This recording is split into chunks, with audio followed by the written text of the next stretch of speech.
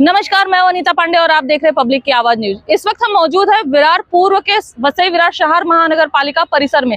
यहाँ पर आज बहुजन विकास आघाड़ी के जो प्रथम महापौर है राजीव पाटिल और कामगार सेना के जो नेता हैं वो यहाँ पर आज कर्मचारियों के साथ उन्होंने मुलाकात की, यहाँ पर बैठक की। और आज के दिन आपको बता दें कि अगर आपको याद होगा तो आज से ठीक 1 साल पहले 3 जुलाई को ही वसई विरार शहर महानगर पालिका में जो ठेका पद्धति से काम करने वाले कर्मचारी हैं उनको स्थायी करने को लेकर आंदोलन किया गया था, जिसमें बहुजन विकास आघाड़ी ने इस आंदोलन की अगुवाई करी थी। और उनको लगभग यहाँ के जो तमाम राजनीतिक पार्टी हैं उनको समर्थन मिला था। लेकिन ये आंदोलन के 1 साल बीत जाने के बाद भी ठेका पद्धति से जो वसई विरार शहर महानगर पालिका में जो काम करने वाले कर्मचारी हैं उनकी हालत जस की तस बनी हुई है। इसके अलावा उनके वेतन को बढ़ाने को लेकर और तमाम कई सारे उनके मुद्दे हैं, उनको लेकर एक बार फिर आज राजीव पाटिल ने तमाम कर्मचारियों से मुलाकात की। आइए देखते हैं क्या कुछ कहना रहा इस दरमियान राजीव पाटिल का।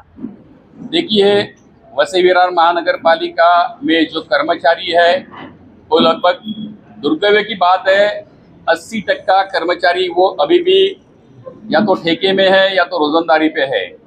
इसमें महाराष्ट्र शासन का धोरण जो है वो धोरण की वजह से कर्मचारियों को ठेके में या तो रोजंदारी पे रहना पड़ता है। धीरे धीरे जूने कर्मचारी रिटायर होते जा रहे हैं और महानगर पालिका के जो इम्पोर्टेंट काम जो है वो भी उनके ऊपर जिम्मेदारी से करना पड़ता है। एक्चुअली कुछ कर्मचारी धीरे धीरे परमानेंट भी होने चाहिए। ये जो ठेका सिस्टम जो है, ठेका सिस्टम पहले बंद होनी चाहिए, क्योंकि ठेका सिस्टम में ठेकेदार ज़्यादा पैसा कमाता है। ठेके सिस्टम में ठेकेदार म्यूनसिपालिटी से 10 कर्मचारियों का वेतन लेता है और एक्चुअली 8 ही कर्मचारी वहाँ पे लगाता है। उसके पीछे बड़ा भ्रष्टाचार है, ये सब लोगों को मालूम है। मगर अभी तो ऐसा भ्रष्टाचार है कि ठेका कर्मचारी इनको मतलब एक कॉन्ट्रैक्टर को एक सर्वे करने को दिया गया हाउस टैक्स का, और हाउस टैक्स का सर्वे किसने किया? तो महानगर पालिका के कर्मचारी ने किया और उसका 20 करोड़ से ज्यादा बिल वो ठेकेदार के खाते में आ गया और उसमें से 7 करोड़ रुपया उसने उठा भी लिया। मतलब ये 20 करोड़ का भ्रष्टाचार जो है उसे ईडी ने चौकसी करनी चाहिए, इंक्वायरी करनी चाहिए। शासन की अलग अलग डिपार्टमेंट ने इसे इंक्वायरी करनी चाहिए, ऐसा मुझे लग रहा है। कर्मचारियों को परमानेंट करना वो उनका हक है। हमारी ये मांग है कि पहले तो कर्मचारियों को ठेके से निकालकर उनको रोजंदारी भी लेना चाहिए।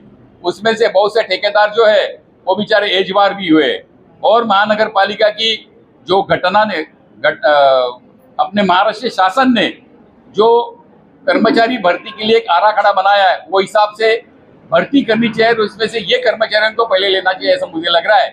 तो हमारा आंदोलन जो है कर्मचारियों के साथ में हम हमेशा रहेंगे, इतना मैं जरूर कहूंगा। कर्मचारियों ने भी अपना आंदोलन लोकशाही मार्ग से करना चाहिए, ऐसा मुझे लग रहा है।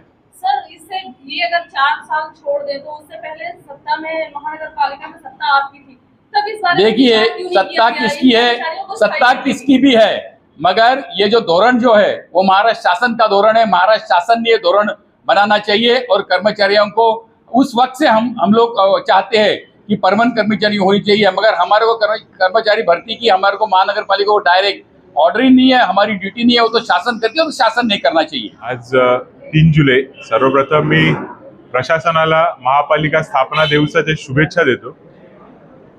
पण दुर्दैव आहे की ह्या प्रशासनाला कर्मचाऱ्यांच्या बद्दल किती अनावस्था आहे ती आम्हाला इथे निदर्शनास आली। सर्व राजकीय पक्षांचे मी आभार मानतो। राजसाहेब ठाकरे मनसे अध्यक्ष त्यांनी आम्हाला पाठिंबा दिला, मनसेचं आम्हाला पत्र मिळालेलं आहे। राजाराम मुळीक राष्ट्रवादी जनरल कामगार संघटना त्यांचं सुद्धा आम्हाला पाठिंबा आहे। स्थानिक कामगार संघ अध्यक्ष माननीय श्री राजीवजी पाटील हे स्वतः इथे उपस्थित होते।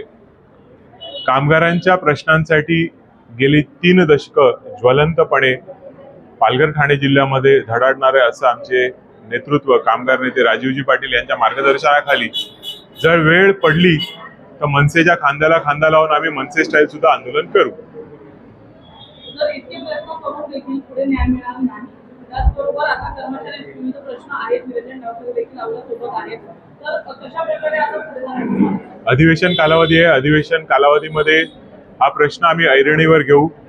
राज्य शासनाच्या हातामध्ये जे प्रश्न आहेत ते राज्य शासनाशी चर्चेमध्ये राहून कसे सोडवता येईल त्यासाठी आम्ही नक्की प्रयत्न करू.